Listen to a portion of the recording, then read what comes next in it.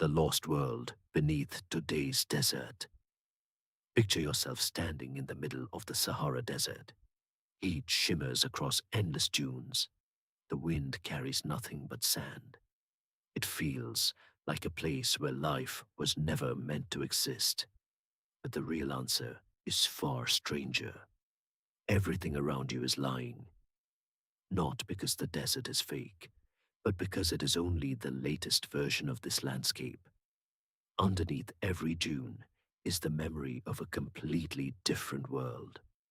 One so green and alive that you would barely recognize it. What if the largest hot desert on Earth used to be one of its richest ecosystems? It sounds impossible. Yet thousands of years ago, this very ground was crossed by rivers wider than highways. Massive lakes reflected the sky. Crocodiles floated through wetlands. Hippos splashed in fresh water. Herds of elephants and giraffes wandered across grasslands that stretched to the horizon, and your ancestors were there to see it. The story of the Sahara is not simply about a desert becoming dry. It is the story of how an entire world appeared, flourished, and slowly disappeared, changing the course of human history without anyone realizing it. Most people imagine history as something built by kings and armies. But before there were kingdoms, before there were cities, before the pyramids rose above the Nile, there was climate. Climate quietly decided where people could live, where food could grow, where civilizations could begin. The Sahara was once at the center of that story. Today, it covers almost 9 million square kilometers, making it the largest hot desert on Earth. Rain is so rare in many places that years can pass without a single meaningful storm. Temperatures regularly climb beyond 50 degrees Celsius. To modern eyes, it feels permanent, ancient, untouchable. But permanence is one of nature's greatest illusions. If you could travel back around 10,000 years, your first instinct would be to check whether you had landed in the wrong place. Instead of sand stretching endlessly into the distance, you would find rolling grasslands, scattered forests, marshes, rivers, and enormous freshwater lakes. Birds would fill the air. Fish would crowd the rivers. Animals that now live thousands of kilometers farther south would roam freely across northern Africa. This remarkable period is known as the African Humid Period. It lasted for thousands of years, and it transformed one of Earth's harshest environments into one of its most welcoming. For generations, people believed stories of a green Sahara were myths. Then the evidence began appearing. It was carved into stone, painted onto cave walls, hidden beneath layers of sand. Across places like Tassili, Niger, in modern Algeria, archaeologists discovered thousands of rock paintings unlike anything expected in a desert. Instead of camels crossing dunes, they found images of swimmers, people swimming, not pretending, not symbolic, swimming. Nearby were paintings of hippos, crocodiles, fish, cattle, giraffes, elephants, and lush vegetation. Artists can exaggerate many things. Water is rarely one of them. These paintings were not fantasies. They were memories. As more discoveries appeared across the Sahara, the picture became impossible to ignore. Ancient lake beds emerged beneath satellite imagery. Fossil pollen revealed grasslands where sand now dominates. Sediment cores extracted from long-dried basins contain the remains of freshwater organisms that could never survive today's climate. The desert had left behind thousands of witnesses. You simply had to know where to look. Scientists eventually realized that this transformation was not caused by some isolated weather event. It was driven by something much larger, the Earth itself. Every planet wobbles slightly as it spins. Earth is no exception. Over thousands of years, subtle changes in the planet's orbit and tilt alter how sunlight reaches different parts of the world. These changes are known as Milanković cycles, named after Serbian mathematician Milutin Milanković, who helped explain how orbital variations influence long-term climate. The changes seem tiny, almost insignificant, but over centuries, tiny changes become enormous consequences. Northern Africa began receiving more intense summer sunlight. That extra energy strengthened the African monsoon, pulling moisture farther north than it travels today. Seasonal rains spread deep into the Sahara, feeding rivers, filling lakes, and supporting ecosystems that had once been impossible. Rain created plants. Plants transformed the soil. The darker vegetation absorbed more sunlight than pale sand, warming the surface and strengthening rainfall even further. The landscape began helping to maintain its own climate. Nature was reinforcing itself. Climate scientist Martin Clausen later demonstrated through computer simulations that vegetation and rainfall formed a powerful feedback loop. Once enough plants spread across the region, they helped sustain wetter conditions far beyond what earlier scientists believed possible. The Sahara had become a self-supporting green world. For thousands of years, it flourished. Part 2. As the landscape changed, life followed. Not gradually, rapidly.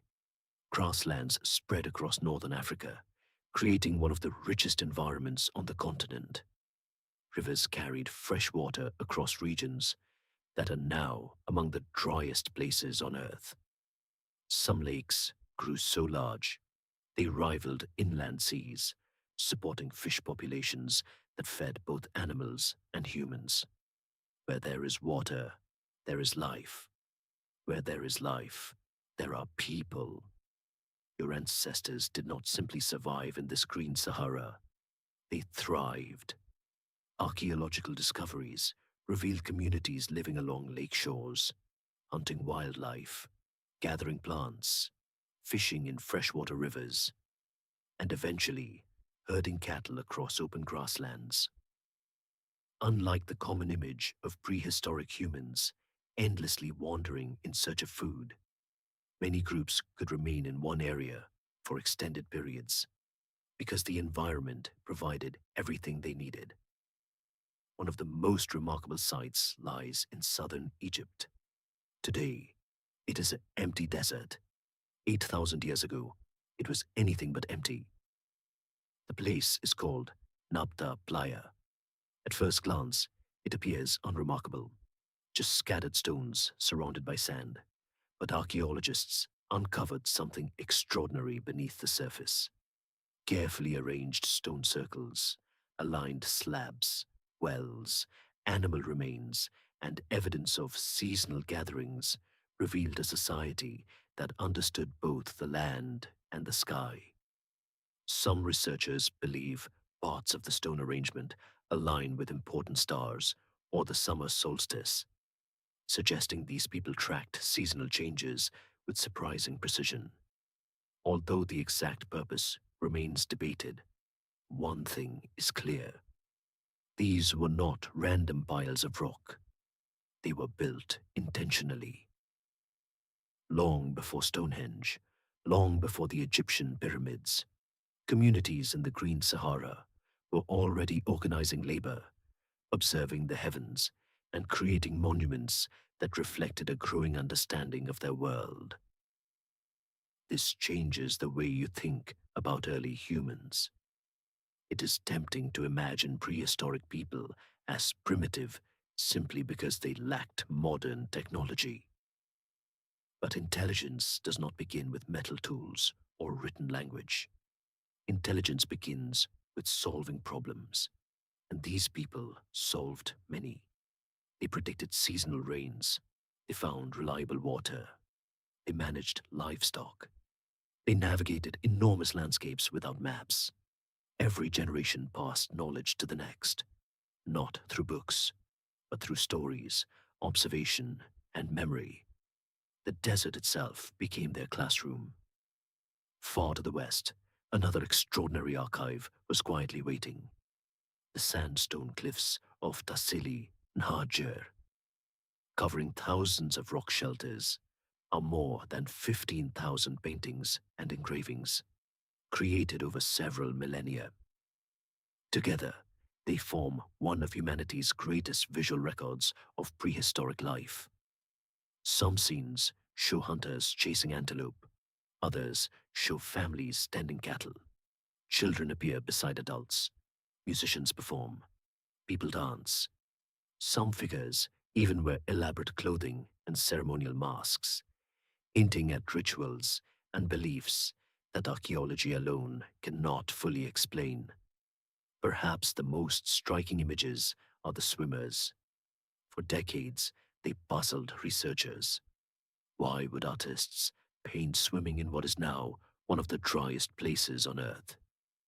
The answer was simple: because there was water. Enough water that swimming was an ordinary part of life. Rock art became more than decoration, it became evidence. Each painted animal confirmed another piece of the puzzle. Hippos require large bodies of fresh water. Crocodiles cannot survive endless dunes. Giraffes need vegetation.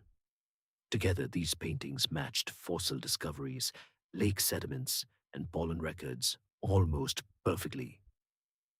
Different fields of science were telling the same story. That is when confidence grows, not when one discovery appears, but when hundreds of independent discoveries all point in the same direction. Researchers such as Stefan Kropelin spent decades studying ancient lake deposits across the Sahara. Layer after layer of sediment revealed changing climates, preserving microscopic remains of plants, algae, and other organisms that documented thousands of years of environmental history. The desert had quietly recorded its own autobiography. It simply took modern science to learn how to read it. As people spread across this fertile landscape, they developed different ways of living. Some communities focused on fishing, others hunted wildlife. Over time, cattle became increasingly important. This shift changed everything. Owning livestock meant wealth, mobility, security. Communities began moving with seasonal grazing patterns, adapting to changes in rainfall while maintaining social connections across vast distances. Evidence suggests these pastoral societies exchanged ideas, technologies, and traditions over hundreds of kilometers. Northern Africa was not isolated, it was connected. Trade routes existed long before formal roads. Knowledge traveled long before writing. Culture spread long before empires. The Green Sahara was not an empty wilderness waiting for civilization. It was already full of human innovation, but every paradise carries a hidden deadline. The same forces that brought rain would eventually take it away, not overnight, not in a single catastrophe, but so slowly that one generation could barely notice the difference. Imagine living beside the same lake your grandparents knew. The water is still there, just a little smaller. The rainy season still comes, just a little later. The grass still grows, just not as thick. No single year feels like the end of the world. But over centuries, everything changes. That is exactly what happened across the Green Sahara. The Earth's orbit continued its slow cycle. The summer sunlight that had strengthened the African monsoon gradually weakened. With less solar energy heating northern Africa, the monsoon no longer traveled as far north. Rainfall began to retreat. At first, the effects were subtle. Some lakes shrank. Rivers flowed for shorter periods each year. Plants struggled to recover after the dry season. Then the changes began feeding themselves. As vegetation disappeared, more bare sand was exposed. Unlike dark grasslands, pale sand reflects much of the sun's energy back into space. That reduced surface heating, weakened the atmosphere's ability to pull moist air inland, and caused even less rainfall. The feedback loop had reversed. The system that once kept the Sahara green was now accelerating its collapse. Climate scientist Jessica Tierney and her colleagues used advanced climate models and geological evidence to reconstruct this transformation. Their work suggests the end of the African Humid Period was driven by both gradual orbital changes and powerful feedbacks between vegetation, dust, and rainfall. Nature wasn't flipping a switch. It was slowly removing the pieces that kept the system alive. As the land dried, the animals disappeared. The great herds moved south. Hippos abandoned shrinking lakes. Crocodiles vanished from drying rivers. Fish populations collapsed as water sources became isolated. The people had a choice: adapt, move, or disappear. Many adapted for as long as they could. Communities dug deeper wells. Pastoral groups traveled farther with their cattle. Families followed the remaining rivers from season to season. But eventually, survival demanded something more permanent: migration. Thousands of people began leaving the drying Sahara. Some traveled toward the Sahel, where seasonal rains still supported grasslands. Others moved west. Many followed the one river that never completely failed: the Nile. Unlike the seasonal lakes of the Sahara, the Nile was continuously renewed by rainfall far to the south in the Ethiopian highlands and Central Africa. Even during difficult years, it remained a dependable source of fresh water. For people searching for stability, it offered something precious: predictability. Villages began forming along its banks. Year after year, the river flooded. Year after year, it deposited rich black silt across the floodplain. Year after year, crops grew. People who had once depended on scattered lakes now found themselves living beside one of the world's greatest rivers. Some archaeologists believe the drying of the Sahara played an important role in concentrating populations along the Nile Valley. It did not create ancient Egypt overnight, nor was it the only cause of Egyptian civilization.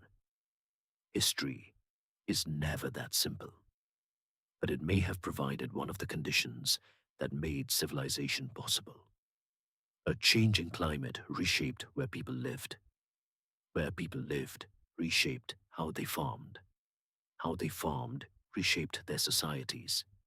And eventually, those societies built monuments that still stand today. When you look at the pyramids, it is easy to focus on kings, on architecture, on engineering. But beneath all of that lies something even older: rain. Without the slow drying of the Sahara, the Nile Valley might never have become the center of one of history's greatest civilizations in quite the same way. The desert did not simply erase one world, it redirected another. Even today, the Sahara continues to reveal forgotten chapters of that lost landscape. Satellite radar has uncovered buried river channels hidden beneath hundreds of meters of sand. Ancient shorelines appear from space like ghostly outlines of vanished seas. Fossil pollen tells scientists which plants once grew there. Tiny shells preserved in sediments reveal where freshwater lakes once shimmered under the African sun. Every expedition uncovers another clue. Every clue reminds you that landscapes are far less permanent than they appear. Standing in today's Sahara, you are not looking at a place that has always been empty. You are standing on top of countless generations of forgotten lives. Their homes have vanished, their rivers are gone, their forests have become dust, but the evidence remains, waiting beneath the sand for someone curious enough to uncover it. Part 4. Final. The story of the Green Sahara is easy to mistake for ancient history. It isn't. It is also a story about your world. When you think about climate, your mind probably jumps to weather forecasts, heat waves, or rising sea levels. Those feel like modern problems tied to modern technology.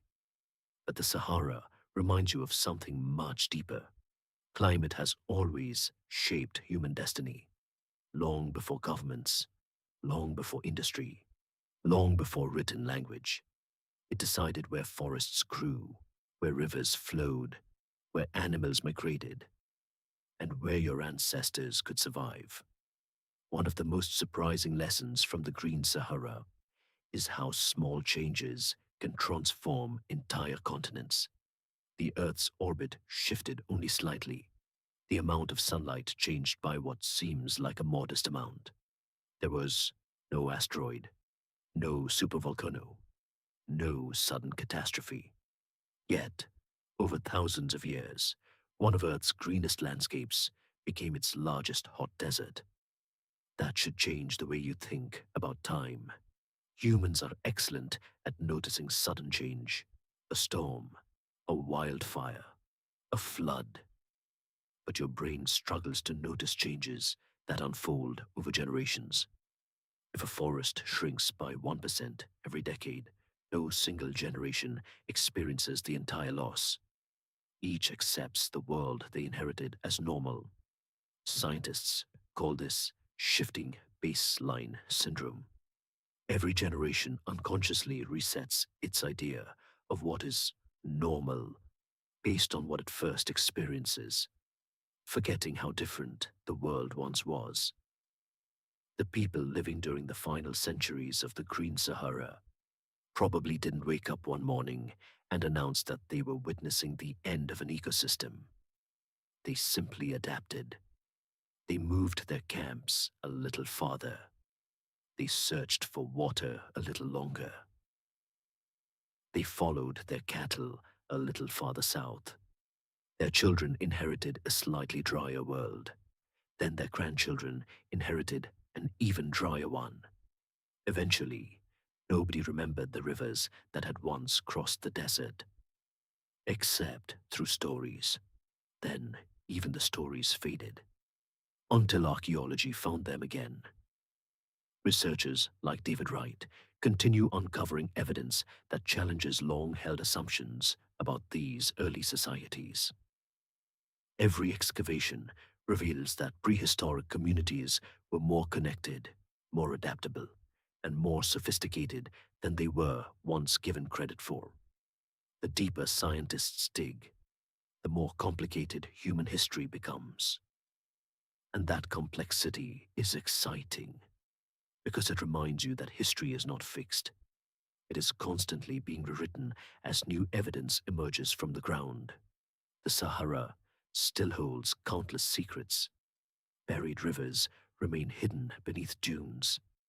Ancient settlements wait beneath layers of sand. Entire chapters of humanity's story may still be undiscovered. Some may never be found. The desert preserves. The desert erases. It does both at the same time. That is what makes it one of Earth's greatest archives. The next time you see a photograph of endless dunes, your brain will probably tell you the same story it always has. A place that has always been empty. A place where nothing could live. A place untouched by history. But now, you know that isn't true. Beneath those dunes lie forgotten lakes, hidden riverbeds, ancient villages, stone monuments, rock paintings, the footprints of people who laughed, hunted, raised families, watched the stars, and built lives in a landscape that no longer exists. The Sahara is not the opposite of life. It is the memory of it. And perhaps the strangest part of all is this. The greatest evidence of that lost world isn't hidden inside a museum. It isn't locked beneath glass. It's the desert itself. Every grain of sand is resting on the remains of a landscape so different that if you could stand there 10,000 years ago, you would never believe you were in the Sahara. At the beginning of this story, you imagined yourself standing in the middle of an endless desert. Now, you're standing in exactly the same place. Only this time, you can finally see the world that disappeared beneath your feet. Thanks for watching. If you like the content, subscribe, hit the like button, and don't forget to ring the bell.